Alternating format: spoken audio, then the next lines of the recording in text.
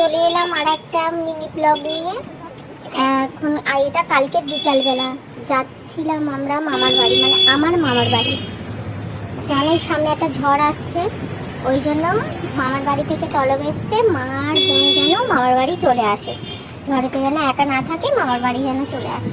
তাই আমিও একটু, মা বললো চল আমাদের একেবারে দিয়েও আসবি, আর চল বলে আমিও যাচ্ছিলাম। আর বরমশাই গেছে, আজকে বাড়ি ছিল, ও গেছে মাছ ধরতে। এই বসে আছি।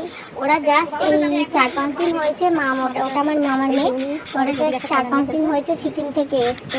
অনেক কিছু গিফট নিয়ে এসছে, কিউট কিউট, ওগুলো পরে একটা ভিডিওতে দেখাবো কি কি গিফট আনলো। এই সবাই বসে আছে, বসে গল্প করছি, মা নিচে বসে আছে, গল্প করছে। আর এই আর একজন আদা পুচকুর বাচ্চাগুলো খেলনা নিয়ে খেলছে, আর ওই ফোনে ব্যস্ত।